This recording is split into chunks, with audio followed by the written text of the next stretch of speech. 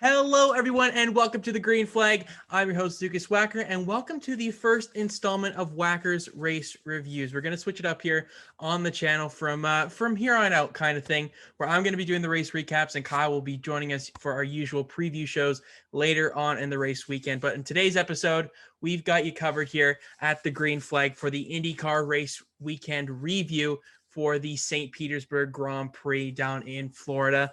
And it was a pretty decent Grand Prix. You know, it was pretty hard to live up to the expectations after the really great showing that we saw at Barber Motorsports Park in Alabama last weekend.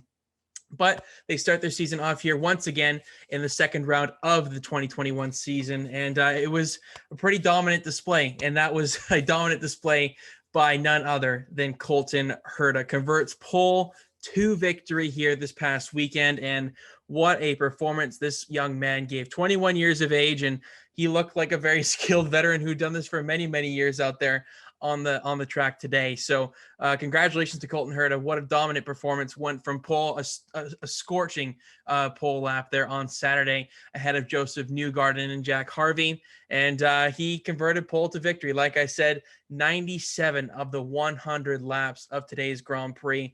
What an incredible performance by the entire Andretti Autosport team. He ties his father as well with this win.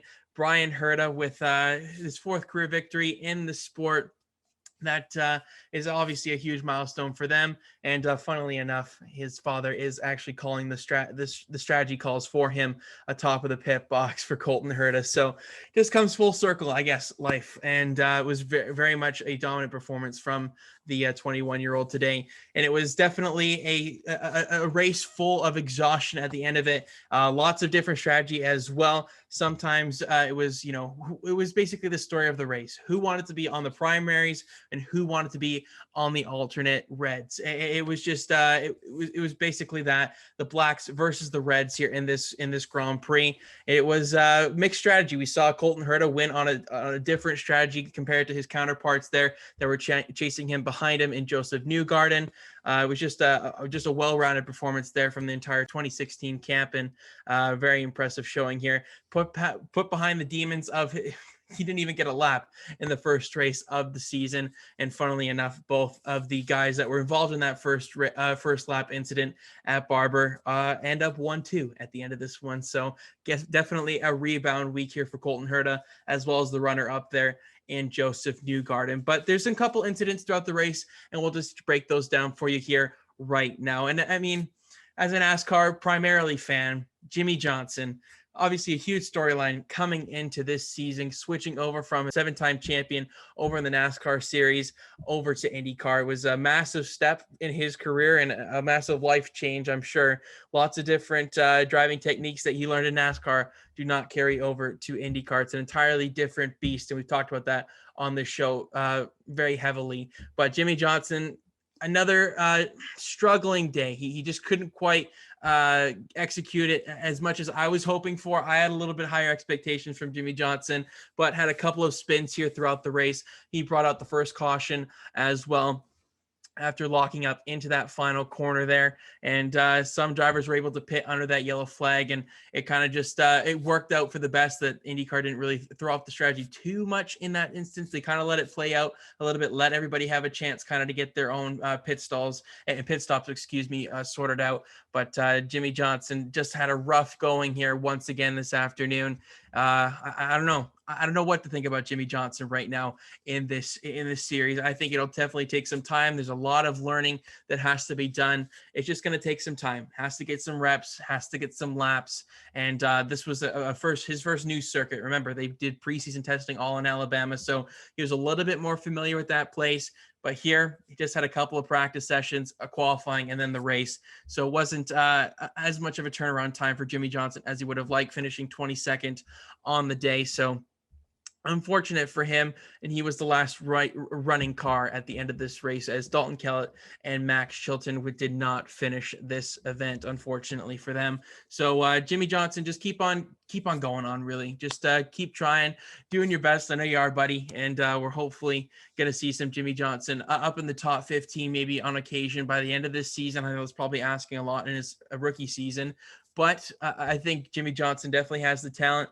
He's an aging wonder, but this is a 7-time champion we're talking about here. So he knows what he's doing behind the wheel of a race car, and we're wishing Jimmy all the best here as the season moves forward. But really, like, the big incident of the race came with Alexander Rossi and Graham Rahal after a green flag pit stop for Alexander Rossi coming out on cold tires. And he was just trying to play defensive, had a little bit of a slower pit stop than what he would have liked, but was still rumbling around that top 6 after having a little bit more of a lackluster qualifying effort there than what we expected from him. Kyle and myself in our preview episode last week, Kyle probably actually picked him to win the race. So a little bit of a disappointing showing from Rossi. And he kind of, we saw last season, it was a very tough season for the Tire 27 team.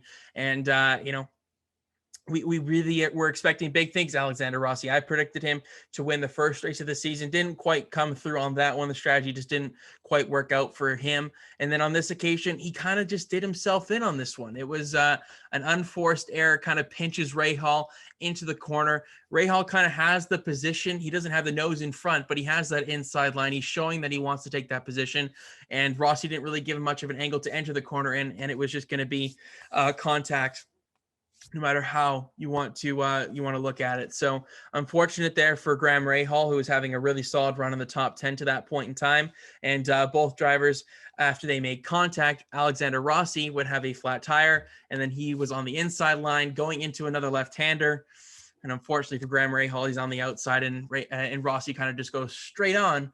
And Rahal cannot turn left when a car is to his left. So unfortunate there for Rahal. He would lose tons of time after having to get the car into reverse and everything like that. Rossi would limp back to the pits, and just a disappointing day for him, finishing 21st on the day for him. And then Graham Rahal ends up 15th because of that incident. We'll talk about them a little bit later on in the notable finishers. We'll mention them once more. But that was the big incident of the day. Rossi getting out of contention once again for a solid finish. And for Rahal, he had such a great season last year, and then he's just trying to duplicate that a little bit this season, off to a decent start to his season. But of course, this is not the result that he ultimately deserved, finishing down in 15th. So unfortunate for them. And then, as I mentioned, Jimmy Johnson brought out 2 yellows in this one. He spun with about 27 laps to go to bunch up the field. And then at that point in time, Colton Herta, as I said, led 97 of the 100 laps. So you can imagine how dominant this guy was. But he had built up almost a 9+ second lead. Maybe he got to 10 at one point in time, but it was a massive gap that Colton Herta had built up over Joseph Newgarden. And Newgarden said after the race that that gap, that second stint, he just didn't quite have it there on the Reds. And that's just unfortunate for obviously Newgarden that he couldn't close that gap. It was pretty much Colton Herta's race to lose the entire day. He got to control the pace. He got to control the restarts whenever they did occur, only 3 times throughout the event. But he executed those very well, and it was just a masterful race by Colton Herta, and just a great strategy call by the entire 26 team there. So the last caution of the day would come from Ed Jones after a spin. There's a bit of contact there.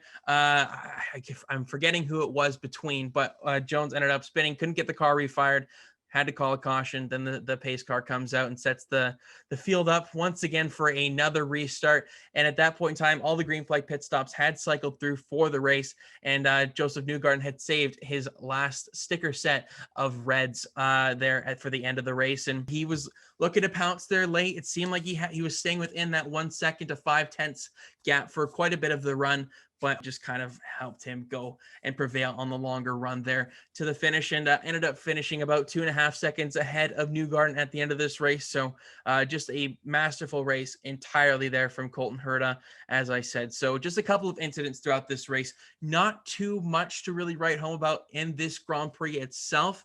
Of course, St. Petersburg always kind of delivers with the racing action. It's just a beautiful venue. The palm trees down in Florida, it looks great down there.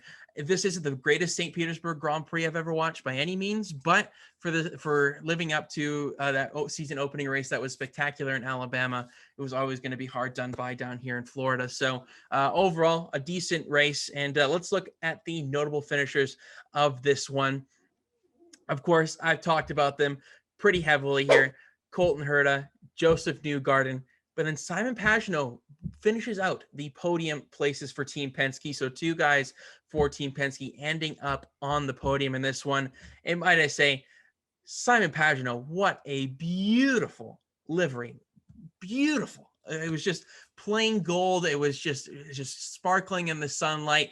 I mean, it was just absolutely beautiful, that entire livery. So shout out to Team Penske for getting that one there. I think it was the Australian Gold paint scheme, I believe, was the sponsor. So props to that design. Just kept it simple, and that's what you need when you just have a gold base for your livery. So really impressive showing from Simon Pagenaud. He continues to impress so far in this season. Let's look at the point standings here. He's in 5th place right now, so he's staying in that championship fight, which is what you need from Simon Pagenaud. I mean, that's what you expect from guys at Team Penske. It was just a good day all around for them. Joseph Newgarden, as I said, in 2nd place, was second best the entire day. Nobody really had anything for him. He got past Jack Harvey around the halfway point in the race, I want to say, maybe a little bit prior to that, and then he set sail trying to chase after Herta, but that gap kind of stagnated, and Herta was able to extend that gap as the race went on. So Newgarden, if it was maybe any other day, he'd be the race winner, going for 3 in a row, of course, here at St. Petersburg.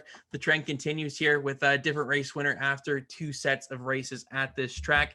If Colton Herta does it next year, well, then we're looking at increasing that pattern of different winners here in bunches. So really impressive showing from the top 3 guys on the podium, the usual suspects that we see in IndyCar. Back at the front, Colton Herta obviously making his name very clear to the fans and to the rest of the competition after a performance like that. Then after the top 3 there, Jack Harvey, what a great weekend all around. Started, I believe, 2nd in this one, if I'm not mistaken, and was just on a rail. Yeah, he started 2nd in this one. Really just overall great weekend for that entire team. The 60 bunch, they did not have a top 5 finish all of last season, and only into the 2nd race of the 2021 season, they are in the top 5. Just a really great performance from the entire team. Shout out to them. They definitely are deserving of that, and it just shows the parity that we see in IndyCar, maybe apart from other motorsports, specifically the main 3 that we talk about on this channel with NASCAR, Formula One, and IndyCar. The parity that we see in this series, with just the amount of different winners, guys that can get top 5s on a weekly basis, and then they can struggle the next. It's truly a sight to behold, and this season is delivering up to the expectations that we had prior to it starting, with all the driver movements, new names being added into the sport. But Jack Harvey, a mainstay in the sport for a little bit now, he is in the top 5 at the end of this one. We'll see if he can continue on to the next race, which is, let me see, this is in Texas Motor Speedway.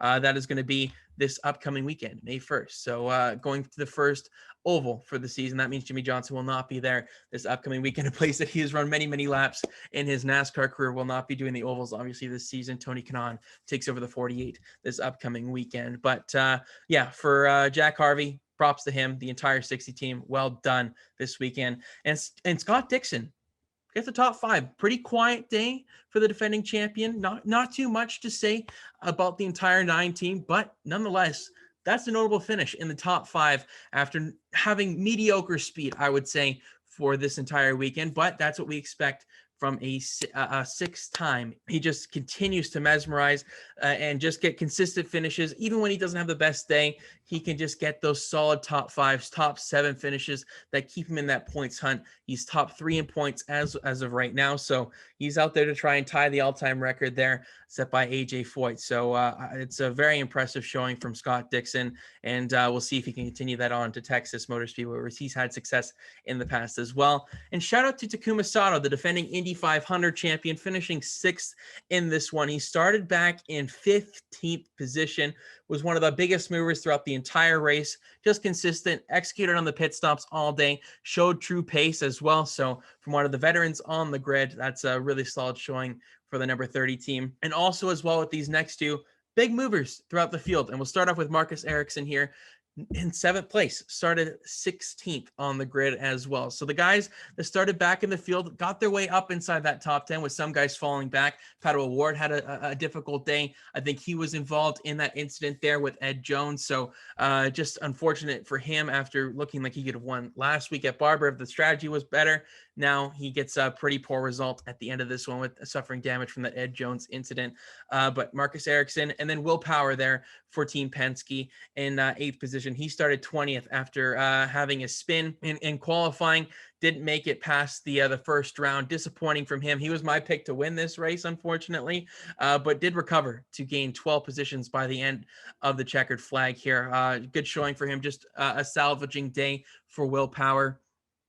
And I believe he's actually looking really decent in the point standings because, of course, he finished second at Barber last weekend. Yes, he is second behind none other than Alex Palou, who leads the Drivers' Championship after 2 races after winning the season opener. That's just a crazy storyline in itself. But yeah, those are the notable finishers. Of course, we talked about Graham Rahal and Alexander Rossi for their misfortunes there, but the top 8 really stood out to me as the true contenders. We had a couple of guys slip back. Reeves VK as well. Shout out to him getting a top 10 run, was kind of in that mix all day long and got a solid top 10 out of the race here. But we'll move on to this final segment here, the new segment to Wacker's Race Reviews, the driver of the day. We see it in Formula One, the fans vote it, and we're going to bring it over to this channel here now for these race reviews. And, you know, there's a lot of good mentions there. The notable finishers, of course, the last 3 that I mentioned there, Sato, Erickson, and Power.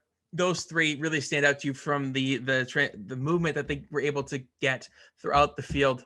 But I'm sorry, I got to give it to Colton Herta. He is the driver of the day, leading 97 of 100 laps in a very exhausting race. The temperatures are really hot inside the cockpit of those Indy cars, and the wear and tear that this track really presents as per usual. Just lots of jerky movements on the steering wheel, and it's just a grueling race in the heat in Florida. So shout out to Colton Herta, obvious reasons, all the stats I've mentioned so far in this episode, and he recovers from a poor opening weekend. He is now 4th in the Drivers' Championship with 62 points, only 5 behind the leader there in Palou. So a tight championship battle after 2 races. Of course, it's early on, but nonetheless, an exciting championship battle we have ahead of us this season at IndyCar. That's what we kind of hyped it up to be, and it is delivering so far. And then finally here, an overall rating from this Grand Prix. Last week, we didn't unfortunately get to do a race recap for that one, but I have to say that's probably about an 8.5 race, I would say, for Barber. Lots of strategy, lots of incidents there, and a surprise winner at the end of it, getting his maiden victory there, and Alex Palou. But for this Grand Prix here in St. Petersburg, I don't think it was quite there, just because of that domination in the pack, and the fact that it is a little bit difficult to overtake around St. Pete compared to some of these other tracks. So I'm going to just give it a 7 out of 10 out of this Grand Prix. It's just middle of the road. It probably will end up middle of the road, maybe even to the lower half of the season.